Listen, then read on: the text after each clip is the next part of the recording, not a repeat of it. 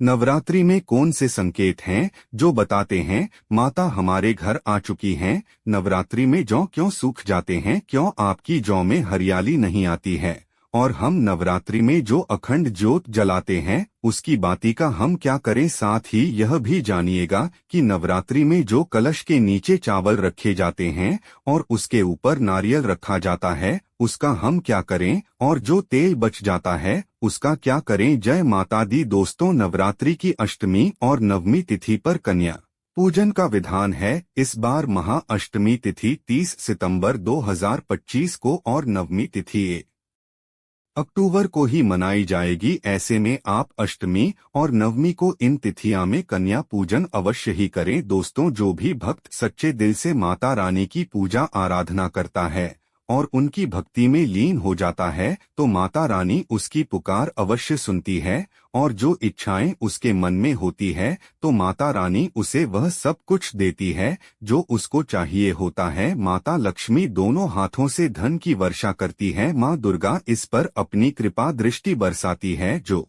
नवरात्रों में खास तौर पर माता की सेवा में लग जाता है, देखिए माता की सेवा में आपको बिल्कुल भी कंजूसी नहीं करना है। दिल खोलकर माता रानी की सेवा करें। जितना हो सके माँ को प्रसन्न करने में लग जाएं। साल भर के इस त्योहार में माता धरती पर आती है और इस पर कृपा दृष्टि बनती है। जो माता को सच्चे हृदय से प्रसन्न करता है उसे रंग से राजा बनाकर ही जाती है। फिर चाहे वह राजा हो या भिखारी, माँ की नजरों में वह सबसे बड़ा है जिसकी भक्ति में प्रेम, आस्था और माँ के प्रति सच्ची लगन हो। इसीलिए माँ की भक्ति में आनाकानी ना करें।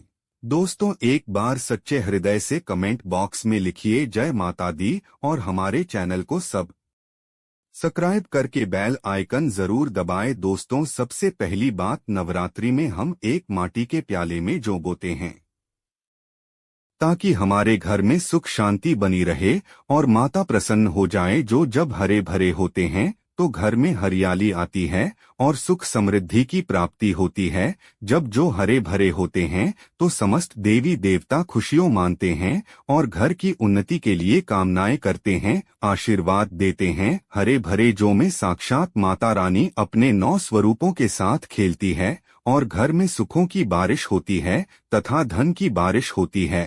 और जिस घर में जौ के अंदर से हरियाली नहीं आती है तो उस घर में पहले ही पता चल जाता है कि अब आपके घर में गरीबी आने वाली है तथा परेशानियां आने वाली है, क्योंकि आपने पूजा पाठ में कोई गलती कर दी होगी जिसके कारण जब में हरियाली नहीं आ पाई। जब में काम हरियाली आना मतलब घर में धीरे धीरे खुशियों का वास होगा और ज्यादा हरियाली आने पर धन की वर्षा होगी। तेजी से व्यापार दिन दुगनी रात चौगुना बढ़ेगा। कई लोग जौ में पानी डालते हैं जो कि इसमें पानी नहीं डाला जाता बल्कि पानी का छिंटा मारा जाता है, इसीलिए जौ सड़ जाते हैं, खराब हो जाते हैं। ऐसा ना करें और इसी कारण हरियाली नहीं आती है। ज्यादा पानी डालने से खराब हो जाती है। दोस्तों, जौ जब आपके घर में हरे भरे हो जाए तब इसमें चांदी का सिक्का या 1 रुपया का सिक्का जरूर डालें। सिक्का डालने से माता रानी प्रसन्न होती है और आपके घर में धन का आगमन होना शुरू हो जाता है। ये संकेत बताते हैं आपके घर में माता रानी का आगमन हो चुका है। पहला, घर में सकारात्मक ऊर्जा का संचार। जब माता रानी घर आती हैं तो घर का वातावरण शांत और खुशनुमा हो जाता है। घर में होने वाले झगड़े और कलह खत्म हो जाते हैं। आप अचानक से बहुत हल्का और सकारात्मक महसूस करने लगते हैं। दूसरा संकेत, पूजा में विशेष अनुभव। अगर आप नवरात्रि में पूजा करते हैं तो आपको कुछ अलौकिक अनुभव हो सकते हैं। पूजा करते समय आंखों से खुशी के आंसू आना। अगर आपकी अखंड ज्योति में फूल जैसी आकृति बन जाए। आपके पूजा स्थल के आसपास अचानक ठंडी हवा महसूस होना। तीसरा संकेत, घर में मनमोहक सुगंध। बिना किसी स्रोत के घर में अचानक से इत्र, लोबान, चमेली या अन्य फूलों की मनमोहक खुशबू आने लगती है।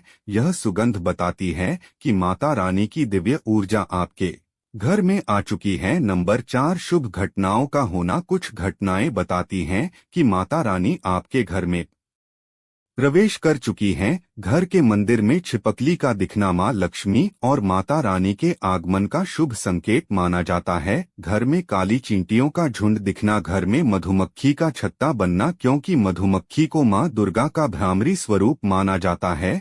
पांचवा संदेश, नींद का अचानक खुलना। अगर आपको रात में अचानक झटके से नींद खुल जाए तो यह भी माता के संकेत देने का एक तरीका हो सकता है।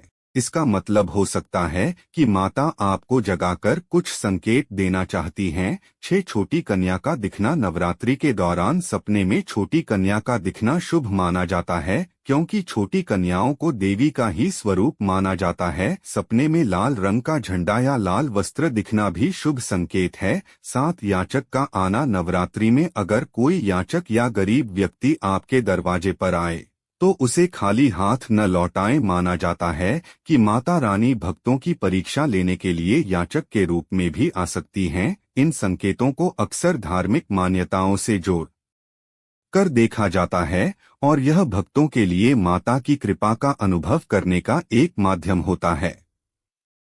दोस्तों, नवरात्रि समाप्त होने के बाद हरे भरे जौ का क्या करें? जानते हैं कि इसमें जो अपने 1 रुपया सिक्का डाला है उसे आप अपने धन रखने के स्थान पर रख ले। इससे धन धान्य में बढ़ोतरी होती है। और अंत में नवरात्रि समाप्त होने के बाद इन जौ में से थोड़े पत्ते माता रानी के प्रसाद के स्वरूप में पूरे परिवार को खिलाएं। इसके पत्ते खाना बहुत ही शुभ और मंगलकारी माना जाता है। इसे जो भी खाता है वह जल्दी बीमार नहीं पड़ता। और बाकी आप इन जौ को गंगा में विसर्जित कर दें या नदी की धारा में छोड़ दें। इससे आपका व्रत संपूर्ण और सफल हो जाएगा। दोस्तों, कई लोग अपने घर में अखंड ज्योत जलाते हैं और जो बाती होती है तथा तेलवाती उसे कई लोग इधर उधर फेंक देते हैं या अपने घर में संभाल कर रख लेते हैं या फिर पानी में डाल देते हैं, जो कि इससे आपको कोई फायदा नहीं होता। जो अखंड ज्योति होती है उसे आप मामूली ना समझे, यह बुझने के बाद भी जागृत अवस्था में होती है।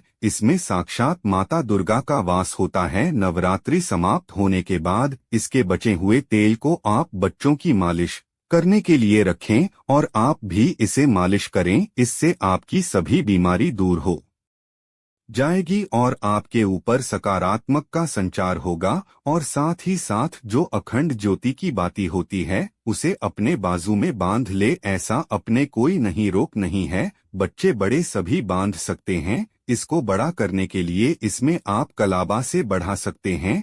नवरात्रि में जब कलश स्थापना की जाती है तो कलश के नीचे चावल जरूर रखे जाते हैं और कलश के ऊपर एक नारियल भी जरूर रखा जाता है। ऐसे में हम इन दोनों चीजों का क्या करें, चलिए जानते हैं। सबसे पहली बात, कलश के ऊपर जो नारियल होता है उसे आप कन्या पूजन में तोड़कर कन्याओं को बांट दें और आप भी माता रानी के प्रसाद के स्वरूप में खा ले। आप चाहे तो नारियल सबूत ही गंगा में विसर्जित कर दें और जो कलश के नीचे चावल रखे जाते हैं उसे आप थोड़ी हल्दी में पीला करके एक लाल कपड़े में बांधकर अपने धन रखने के स्थान पर रख ले या अपने पर्स में रख सकते हैं। इसे तेजी से धन बढ़ता है, माता लक्ष्मी की कृपा प्राप्त होती है। और बाकी चावलों को आप पक्षियों को डाल दें या गंगा में विसर्जित कर दें और जो कलश और जो होते हैं उसे आप गंगा में विसर्जित कर दें। ऐसा करने से नवरात्रि का संपूर्ण फल प्राप्त होता है और व्रत रखने का फल शीघ्र ही मिलता है। और भूलकर भी यह गलती कभी मत करना, गंगा में कचरा आदि धूप बत्ती के डिब्बे, माचिस की डिब्बी भूलकर भी मत डालना। सड़े गले फूल गंगा में नहीं डालना चाहिए, इससे उल्टा व्यक्ति नरक में चला जाता है और परिवार में गरीबी का वास हो जाता है। गंगा मैया क्रोधित हो जाती है और श्राप देती है। इसीलिए ऐसा घोर पाप कभी मत करना। दोस्तों, अगर आपको माता रानी की चुनरी उपहार में मिली है, जैसे जागरण आदि से या किसी पंडाल से या धार्मिक यात्रा से, तो ऐसी माता की चुन्नी बहुत ही शुभ मानी जाती है। इससे आपका वैवाहिक जीवन सफल हो जाता है। माता रानी की चुन्नी को आप संभाल कर रखें। इसे आप करवा चौथ पर, बट सावित्री व्रत आदि में या किसी पर्व पर, त्योहार में अवश्य पहनें। इसमें माता रानी का आशीर्वाद होता है जो आपको प्राप्त हुआ है। ऐसी चुनरी सदैव संभाल कर रखें क्योंकि माता की चुनरी जागृत अवस्था में होती है, इसे साधारण न समझे। लेकिन क्या आप जानते हैं कि शारदीय नवरात्रि के इन 9 दिनों में अगर आपको यह संकेत मिल जाए तो समझो माँ दुर्गा आपकी भक्ति से बहुत खुश है और आपके घर में माता रानी आने वाली है। जल्दी ही आपके जीवन में अच्छा समय आने वाला है। इन संकेतों का मिलना अत्यंत ही शुभ माना गया है, इसीलिए आप इन संकेतों को नजरअंदाज न करें। यदि आपकी नींद नवरात्रों के दौरान सुबह 4 बजे के आसपास खुलती है तो इसे बड़ा ही शुभ संकेत माना जाता है, क्योंकि यह समय ब्रह्मा मुहूर्त कहलाता है। इस समय देवी शक्ति अपने सच्चे भक्तों को ही जागती है। इस समय उठाना मतलब माता की कृपा प्राप्त करने के बराबर माना गया है। यह संकेत बताते हैं कि माता की सच्ची भक्ति का प्रभाव आपके ऊपर हो चुका है और माता रानी आपको खुशखबरी देने वाली है। दोस्तों, यदि नवरात्रि में आपका मन प्रसन्न होने लगी, पूजा पाठ में आपका मन लगने लगे, पूजा करते समय मन का शांत होना, यह दर्शाता है कि आपको बहुत जल्द माँ की कृपा प्राप्त होने वाली है। माता रानी आपकी भक्ति से बहुत खुश है। ऐसे व्यक्ति को समझ जाना चाहिए कि उसके जीवन में अब अच्छा समय आने वाला है। दोस्तों, नवरात्रों के दौरान अगर माँ के गले से फूल गिर जाए तथा जो के हरे भरे पेड़ अगर बिन हवा के हिल जाए तो इसे अति उत्तम माना गया है। यह संकेत बताता है कि माता रानी का आगमन आपके घर में अस्थायी रूप से हो चुका है। आपको माता लक्ष्मी की कृपा प्राप्त होने वाली है। यह संकेत कुछ खास लोगों को ही दिखाई देते हैं। माना जाता है कि पूजा करते समय अगर धुआं अधिक बढ़ जाए तो इससे यह पता चलता है कि आपके घर से गरीबी हमेशा के लिए जाने वाली है। पूजा करते समय धुएं का अधिक होना बहुत ही शुभ और मंगलकारी माना गया है। यह संकेत भविष्य में अच्छे परिणाम को दर्शाते हैं। दोस्तों, नंबर 5, द्वार पर गाय का आना। वेदों में बताया जाता है कि नवरात्रि के दौरान गाय माता का घर में आना बड़ा ही शुभ संकेत माना गया है। नवरात्रि में द्वार पर गाय का आना अत्यंत शुभ है। यदि आपके भी द्वार पर गाय आती है तो गाय के माथे पर कुमकुम लगाना ना भूले तथा गाय को रोटी जरूर खिलाएं। इससे माँ दुर्गा अत्यंत प्रसन्न होगी और आपकी झोली खुशियों से भर देगी। द्वार पर गाय का बार बार आना भी जीवन में आने वाले अच्छे संकेतों की ओर इशारा करता है। दोस्तों, अगला है सपने में शेर का दिखाई देना। अगर आपके सपनों में माँ दुर्गा दिखाई देती है, अर्थात कोई भी देवी अगर आपके सपनों में दिखाई देती है तो बड़ा ही शुभ माना गया है। नवरात्रों में पावन अवसर पर माता के दर्शन किसी खास भक्त को ही होते हैं। यह सपने कभी किसी को शेयर मत करना। यदि माता की सवारी तथा शेर रात्रि में सपने में बार बार दिखाई देता है तो माँ दुर्गा आपसे प्रसन्न है। यह संकेत बताते हैं कि जल्दी ही आपकी कोई मनोकामना अवश्य पूर्ण होगी और आपके शत्रुओं का नाश हो जाएगा। माँ दुर्गा का वाहन शेर है, इसीलिए नवरात्रि में शेर का दिखाई देना अत्यंत शुभ संकेत होता है। दोस्तों, यदि कोई छोटी कन्या आपको सुबह सुबह लाल वस्त्र धारण किए हुए दिखाई देती है तो अपने साक्षात माँ दुर्गा के दर्शन किए हैं और वह आपको यह संकेत दे रही है कि अब आपका बुरा समय समाप्त हो चुका है। अब जीवन में सुख समृद्धि के द्वार खुल जाएंगे। दोस्तों, नंबर 8, घर पर उल्लू का आना। यदि माँ लक्ष्मी का वाहन उल्लू नवरात्रि में आपके घर पर आकर बैठ जाए तो यह भी शुभ संकेत है।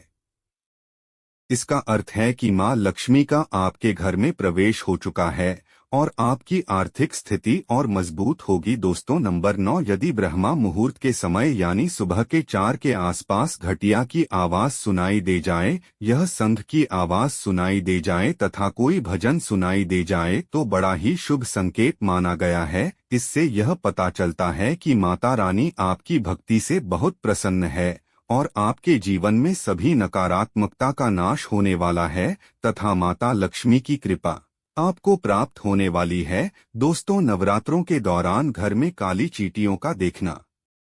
लंबी लंबी लाइन बनाकर मुंह में खाना ले जाते हुए चींटियों को देखना अच्छा संकेत माना गया है और यदि मंदिर में पूजा करते समय कोई छिपकली आदि दिखाई दे जाए या मंदिर के स्थान की ओर छिपकली चली जाए तो बड़ा ही शुभ संकेत माना गया है। इससे यह पता चलता है कि आपको माता लक्ष्मी की कृपा प्राप्त होने वाली है, माँ का आशीर्वाद आपको मिलने वाला है। नवरात्रों के दौरान मंदिर में छिपकली का दिखाना बहुत ही शुभ संकेत माना गया है। आपकी भक्ति का फल आपको शीघ्र ही मिलने वाला है, क्योंकि छिपकली को माता लक्ष्मी का प्रतीक माना गया है। किसी शुभ अवसर पर छिपकली का दिखाना मंगलकारी माना गया है। दोस्तों, अगर आप वाकई में मां वैष्णो की कृपा पाना चाहते हैं तो कमेंट बॉक्स में लिखें जय माता दी। माता रानी आपकी झोली खुशियों से भर दे। मां वैष्णो के लिए एक लाइक करें व चैनल